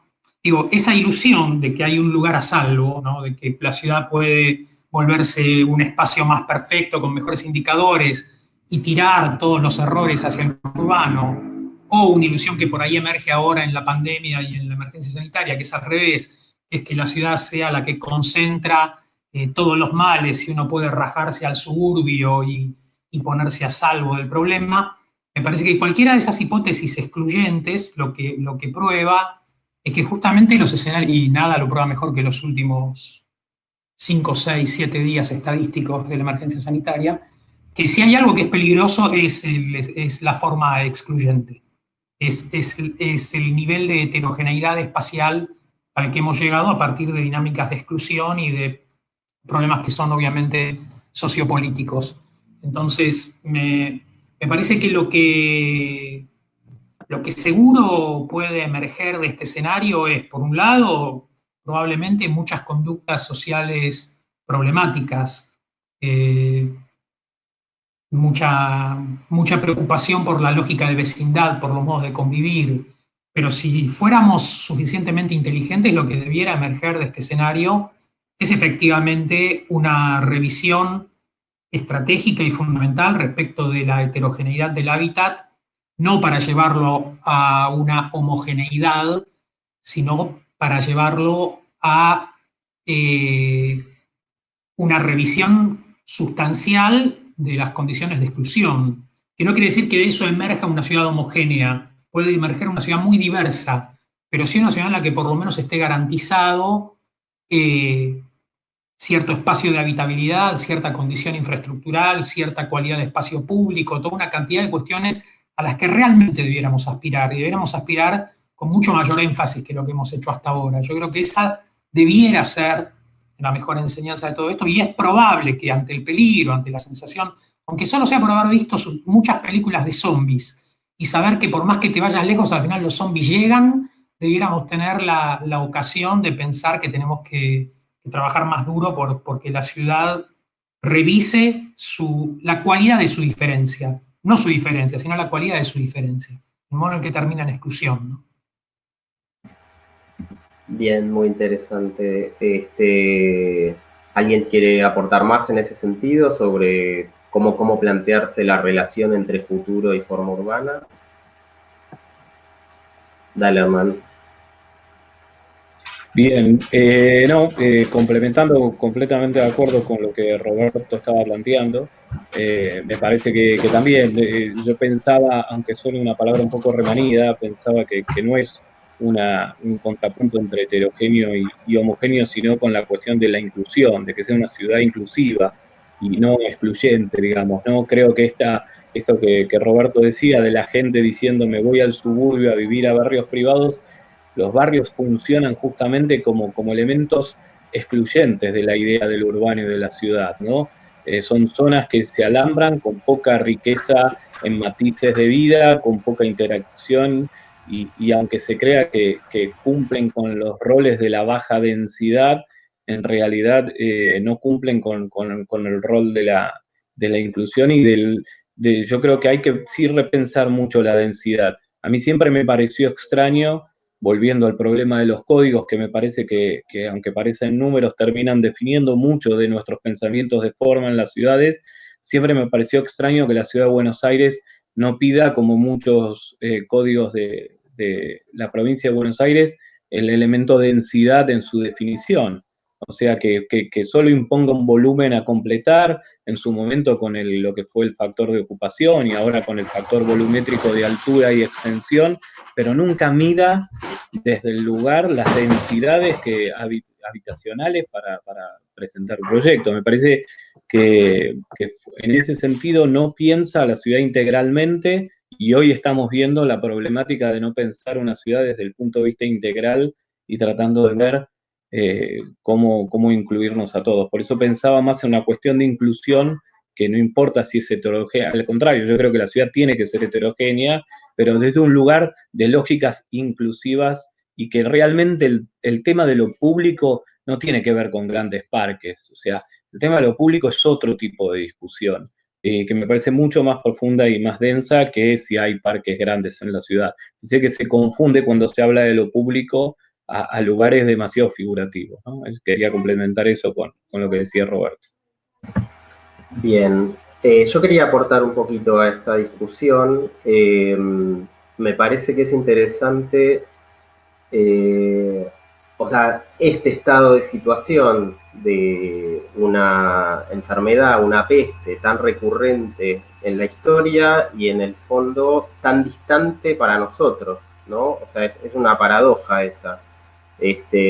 Nuestra generación, digamos, aunque haya unas pequeñas brechas, no habíamos percibido los efectos de una situación sanitaria de este tipo, y a mí me resulta muy interesante revisar ahora en este contexto cuánto el higienismo influyó en el diseño de la forma urbana en particular en nuestras ciudades, ¿no? Y hasta dónde era un elemento de algún modo soslayado o puesto un poco al margen, y hasta dónde vemos que en el contexto de estar percibiendo la situación puede ser un efecto que realmente tome nuevos rumbos drásticos en términos de las nuevas discusiones de densidad, las nuevas discusiones, por ejemplo, sobre la radicación o no de los barrios populares. Es algo que, digamos, justamente las últimas décadas habían logrado de algún modo ganar esa batalla del derecho a la permanencia, y los estados de algún modo habían permitido y habían tolerado la situación de la permanencia aún en condiciones de mayores densidades, hacinamientos, etcétera, y los estados siempre van como muy atrás del problema y muy lento. Y me parece que una situación así va a traer consecuencias en términos de densidades, de hacinamientos, de códigos. Y bueno, me parece interesante, como dice Roberto, no formular profecías, sino, bueno, de algún modo construir estos escenarios próximos. No sé si alguien quiere aportar en relación a esto. Sí, yo quería por ahí comentar algo breve. Dale. No, que por ahí lo que yo quería agregar no era tanto qué es lo que podríamos pensar hacia el futuro, sino más bien en este presente, que está marcado como por este parate mundial, y nosotros es como una pausa, digamos, no todo para, obviamente, hay muchas cosas que necesariamente continúan, pero nosotros seguimos viviendo, digamos, y seguimos haciendo lo que vivir, digamos, y todo lo que eso implica. Y desde lo urbano, yo creo que hay muchas cuestiones o relaciones que se plantean como estereotipadas. Pensamos en la plaza, las calles son para los autos, son para los peatones, el pulmón de manzana, espacio público, espacio privado. Bueno, el espacio privado que hoy estamos viviendo cada uno encerrado en su casa. Y me parece que lo que esta pausa nos invita es un poco a pensar estas relaciones no estereotipadas, sino como con nuevos vínculos, que es desde esta perspectiva, desde esta nueva perspectiva, el espacio público y cada ejemplo, ¿no? Que es de nuevo una plaza, que es la calle, y eso creo que va a ser mucho más auténtico y necesariamente diferente después de esto. Nada más. Bárbaro, vale. Sí, las preguntas rondan todas un poco alrededor de estos temas, ¿no? De cómo va a afectar la situación político y social estas nuevas relaciones. Así que, bueno, yo creo que podríamos seguir como discutiendo digamos, los temas que planteamos al inicio de la discusión. El tema de la manzana homogénea me parece que es un temón, Hernán, en relación al último código, ¿no?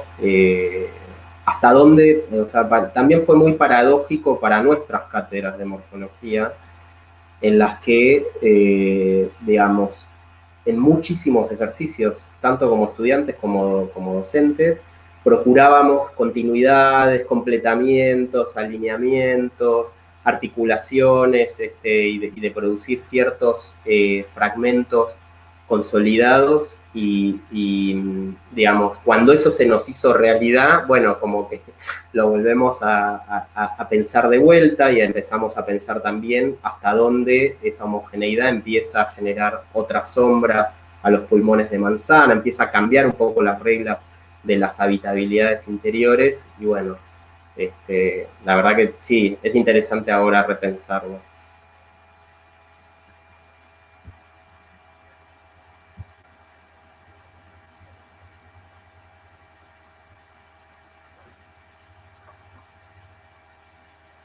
Bueno, no sé si quieren que planteemos algo más.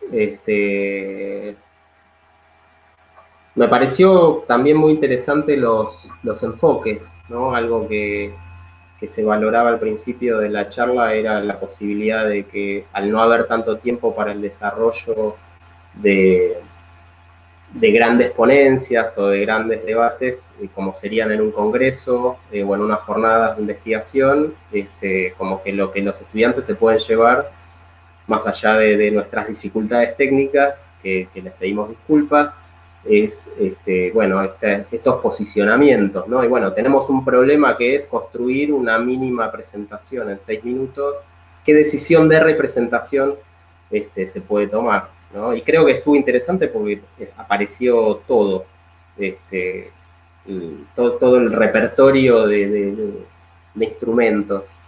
Dale, Roberto, toma. Creo que tenés una pregunta para Hernán, ¿eh? En el chat la tenés. Perdón, es que me cuesta también verlo. A ver. ¿La podés leer vos, Isma? Que no la estoy encontrando.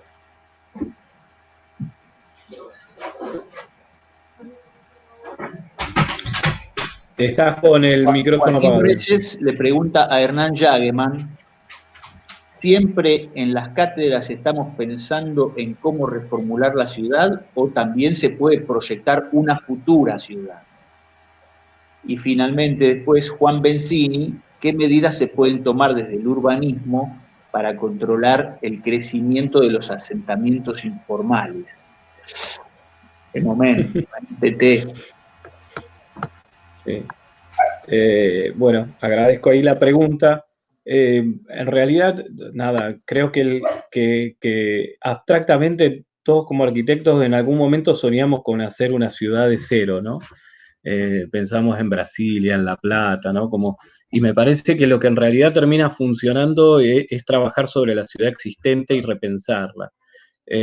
Justamente, por ejemplo, a mí lo que más me gusta del caso de Ciudad Jardín, que trabajo hace mucho como ejemplo actual, es que en realidad lo más interesante no pasa en su primer etapa de proyecto, pasa después de 20 años de venirlo trabajando y de las modificaciones que la lógica de vida te genera y cómo mantener el mismo concepto inicial, pero adaptándote a los cambios, ¿no? Y cómo esos cambios te generan nuevas adaptaciones. O sea, yo reconozco que pasé de pensar en las ciudades ideales a pensar en trabajar sobre las ciudades reales, y me parece que la chance está más en trabajar sobre cómo transformar las ciudades que tenemos a pensar nuevas ciudades utópicas. Me parece que está bueno trabajar sobre lo que está.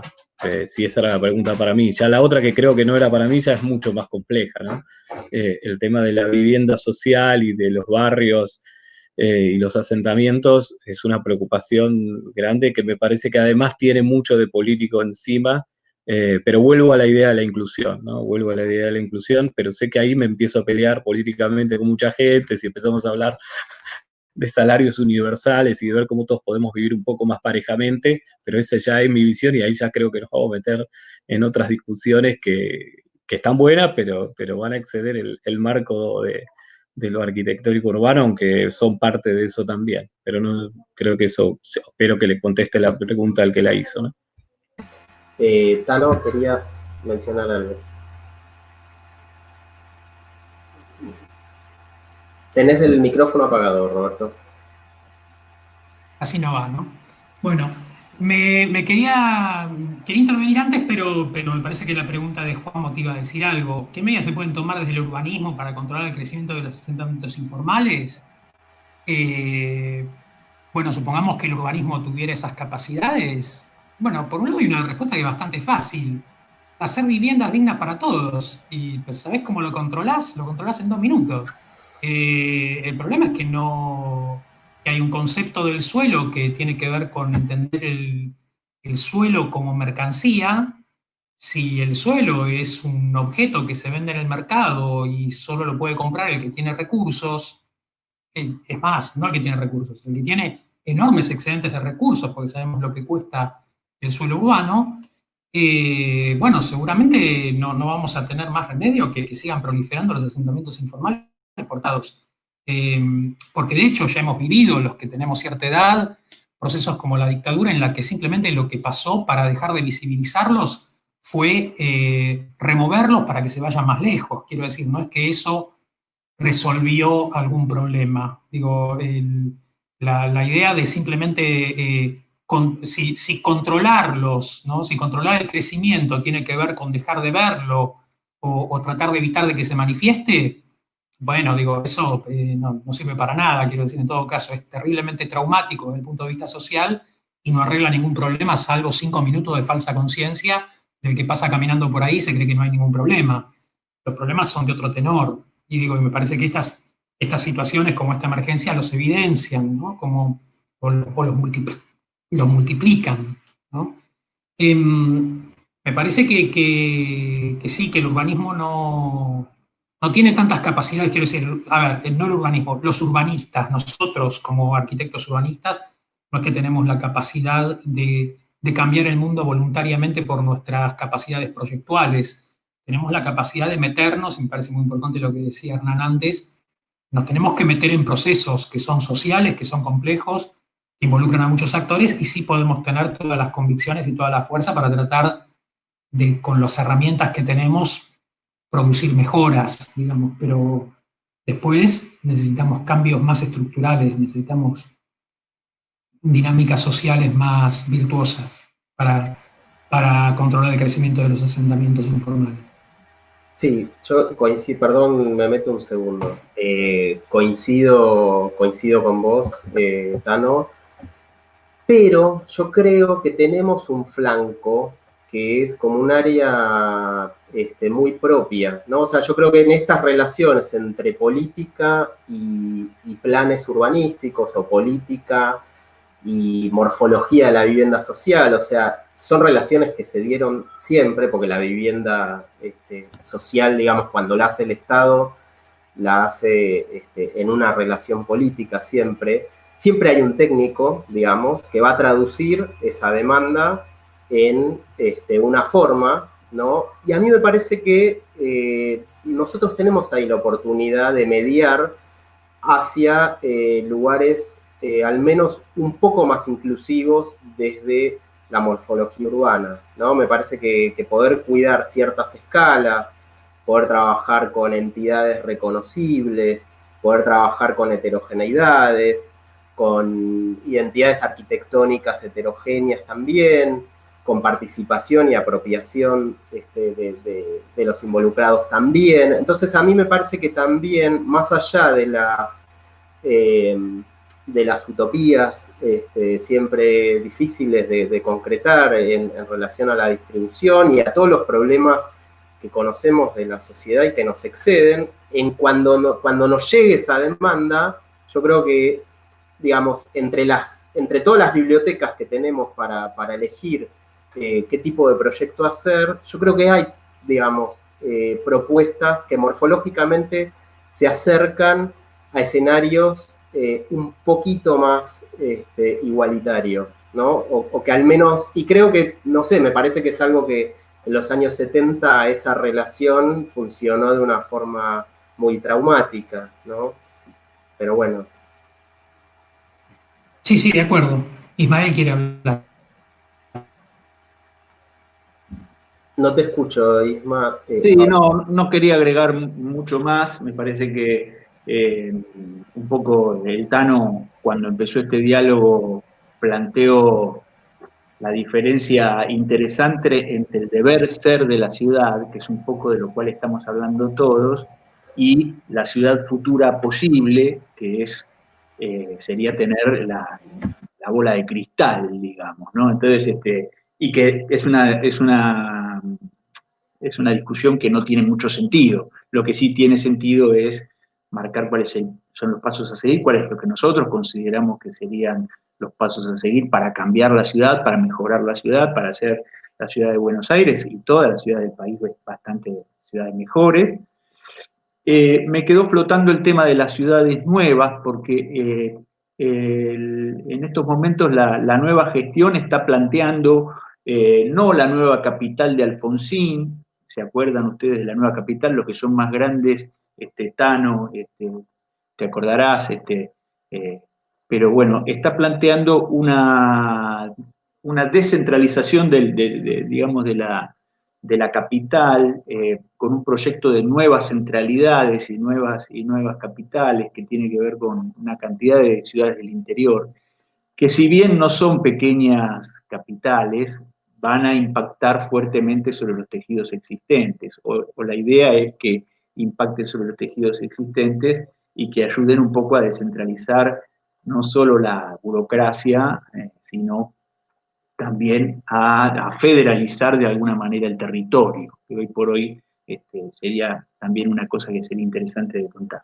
Yo tengo una visión respecto de la ciudad un poco contraria a la de Wexler. Creo que nosotros, aún como arquitectos y como profesionales, tenemos muy poca libertad de planteo, aún en los trabajos de vivienda de interés social. Las restricciones en cuanto a terreno, en cuanto a calidades, en cuanto a economía, en cuanto a situaciones, no son determinadas por los arquitectos.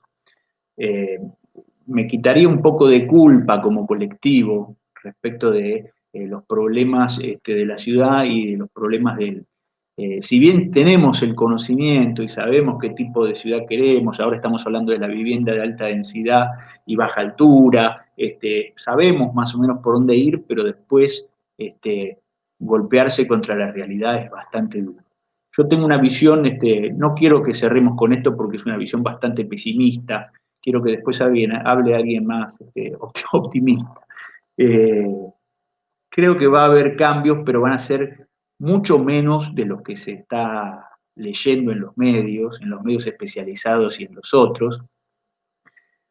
Creo que sí van a cambiar algunas cosas respecto de las viviendas mínimas en la ciudad de Buenos Aires, respecto de los balcones, esas cosas que están, que van de suyo y que esas van a cambiar y van a cambiar pronto. Va a haber un renacimiento o un mayor impulso al transporte individual, quizás, y el paradigma de la salud en la cual los grandes hospitales estaban desapareciendo, y no solo por cuestiones ideológicas o de recorte de presupuesto, sino que estaban desapareciendo porque la medicina estaba planteando que los grandes hospitales no funcionaban más. Son algunas de las cosas que yo veo que sí que van a cambiar, el transporte, y después, por supuesto, me parece que lo otro, si bien puede cambiar, va a ser más lento y más paulatino. Ojalá lo podamos ver. Bien, muy bien, Isma. Después nosotros seguimos en algún café cuando abran las FADU, seguimos charlándolo. Pero bueno, estaría bueno, no sé si del resto alguien, estamos medio ya como, no estamos tan mal como para ir cerrando, entonces estaría bueno que aparezcan algunos comentarios, si quieren, del resto de la mesa, si alguno tiene ganas de... También puede ser en relación a las presentaciones o...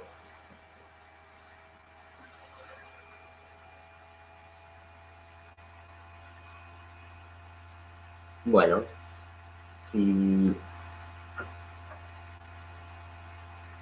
estamos...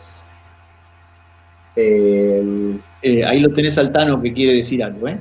Dale, Tano. No quiero acaparar tanto la atención, pero quería reivindicar, o en todo caso convocarlo, si está por ahí, tiene ganas de intervenir, a ver un poco cómo percibe estas cosas. Me parecía que en la presentación de Rubén, cuando aparecía un poco este problema de cómo entender la dimensión de la arquitectura en función de problemas de proporción y cómo mirar el problema urbano mucho más desde las soluciones arquitectónicas. Me parece que también pasó con Valeria, digamos, es un poco como esta idea de pensar un poco más como la cuestión del urbano desde la función del proyecto arquitectónico, ¿no? Me parece que revisa un poco esta idea que planteabas cuando dialogábamos con el código nuevo y el problema de la morfología como un problema vinculado al problema del volumen, fundamentalmente.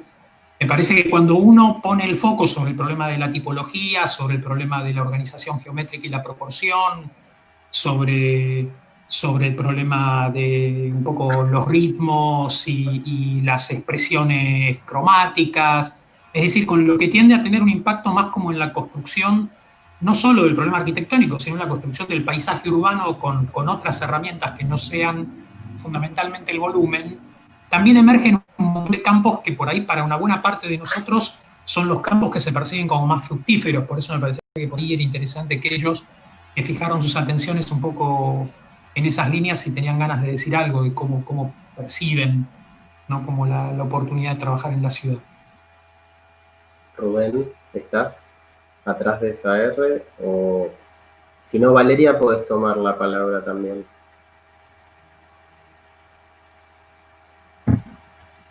No sé si me escuchás, Valeria o Rubén. Ahí estás, Rubén. Estoy retomando porque estoy desde el celular, como les compartí antes. Sí, creo que estamos todos de acuerdo en que no tenemos que pensar la ciudad como algo abstracto, sino como un hecho real que es en el lugar en donde estamos. Y el objetivo es mejorarla. Quizás no hay que pensar en intervenciones de grandes escalas, sino tomar fragmentos, analizarlos y hacer propuestas. Creo que la ciudad de Buenos Aires ha sufrido muchos casos de edificios que se han demolido, por ejemplo. O que han perdido su destino. Y yo creo que como es el caso emblemático del Caserón de Rosas, por ejemplo. Y creo que hay que festejar cuando hay un espacio, ¿no? Que puede ser un edificio o un espacio público abierto, que es recuperado. Y para eso, en este caso, bueno, el trabajo que hoy compartí, quizás el énfasis se puso en lo formal, en la forma específicamente, pero sí, también hay que intervenir sobre el color, sobre las texturas, en todos los aspectos. Y sobre eso se puede trabajar. Bien. Valeria, ¿vos querés aportar más sobre la escala arquitectónica, esa relación que planteaste de la relación entre el edificio y la ciudad? No mucho más. La verdad que estoy bastante de acuerdo con lo que comentaron. Me parece que pensar por ahí en intervenciones enormes del tejido cuando se acerca más a lo que es nuestra realidad como arquitectos es bastante utópico. Son bastante pocos los casos que tal vez te tocan hacer grandes ciudades o intervenir en tejidos enormes. Entonces me parece que la aproximación que tenemos de rescatar estas, como había nombrado antes, estas pequeñas acciones urbanísticas, me parece que es un acercamiento bastante más real de lo que pasa después en la vida profesional.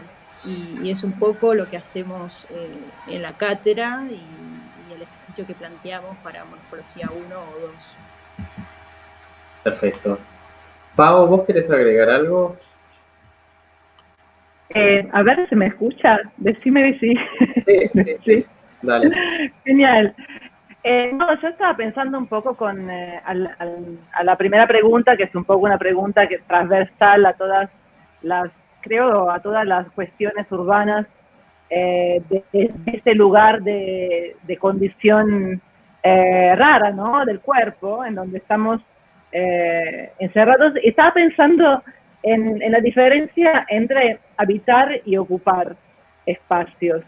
O sea, pensando un poco en lo que decía el Tano y lo que decía Alejandra sobre la inclusión, sobre un espacio más compartido. O sea, que, digamos, el cambio más profundo me parece que antes que en las formas se va a dar en las conciencias y se va a dar en la toma de conciencia de que somos todos habitantes y todos deberíamos tener las mismas posibilidades y creo que respetar el espacio público o el espacio compartido, quizás podría ser el privado también, como algo que me pertenece por un momento, pero que después es de otro y después es de otro y después sigue pasando de mano. Me parece que es una actitud que haría que nuestras ciudades sean mucho más vivibles, mucho menos violentas quizás, y más empáticas a la diferencia de condiciones, ¿no? Que nos atraviesan y que claramente son partes de nuestra sociedad. Esto quería decir. Bien, muchas gracias. Sí, es un deseo compartido, ¿no? El tuyo, pero bueno, puede que tarde un poco, ¿no? Bueno, en vistas del tiempo, ya llevamos 1 hora 50, casi como una película. Me parece que estamos un poco en condiciones de cerrar, salvo que alguien quiera agregar alguna o abrir alguna discusión más. A mí me parece que lo que también es muy interesante de este encuentro es la posibilidad de que quede como documento, o sea, los videos van a estar tanto en YouTube como ya van a ser un material para las cátedras, y me parece que el mosaico de miradas, de reflexiones, de posturas, es muy enriquecedor, en principio para nosotros, que es como un ejercicio que, por lo menos en mi caso, hacemos por primera vez en el marco, digamos, estrictamente de morfología en la FADU, y entiendo que también para los estudiantes poder, digamos, entender que la ciudad no tiene una mirada única, ni tiene respuestas cerradas, ni recetas, sino que, bueno, que también esto es como una construcción colectiva la que hicimos hoy en las 2 jornadas. Así que por lo pronto yo estoy muy contento, porque la verdad es que también tiene muy poco tiempo. Creo, no sé, cuando hablamos hace 1 mes o 40 días, pero no mucho más. Y hay un material ahora para recorrer con un poquito más de pausa y con posibilidad de rebobinar si no se entiende o preguntar si no se entiende y pedir disculpas por las dificultades, pero realmente lo hicimos con los medios que tenemos a mano, en las casas que tenemos a mano, con nuestros ventiladores de computadora, con los perros, con todos los sonidos que nuestros hijos dando vueltas y prohibiéndoles la entrada a los dormitorios. Así que, bueno, por mi parte, agradezco mucho la posibilidad de que nos hayamos encontrado.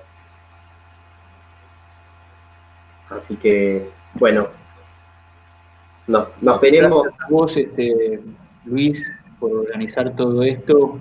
Sabemos los que estamos acá, cada uno de los cuadraditos, sabemos lo que llevó en correos, lo que llevó en reuniones previas, lo que llevó en dificultades técnicas, así que gracias a vos y gracias al Tano también, que un poco estuvo en la organización y se puso todo esto al hombro. No, bueno, pero es un esfuerzo colectivo de armar las presentaciones también con muchísimo esfuerzo, así que, bueno, lo único que realmente deseo, si volviera a cumplir años este año, Uno de mis 3 deseos sería poder encontrarnos pronto en sala de profesores y en los talleres, que es algo que ya venimos extrañándolo, digamos, proporcionalmente con mayor intensidad a medida que pasa el tiempo, y nosotros también necesitamos acompañamiento, ¿no? Pero bueno, así que por lo pronto vamos a empezar los cursos, y bueno, esperamos a todos los estudiantes con la mayor energía y predisposición, que nosotros la tenemos, y vamos a dar todo lo que esté a nuestro alcance para hacer el mejor curso posible, aún en estos contextos. Así que bueno, les mandamos un abrazo a todos. Bueno, adiós. Chao a todos, un placer. Chao, gracias. Muchísimas gracias. Chao. Gracias a todos. Gracias.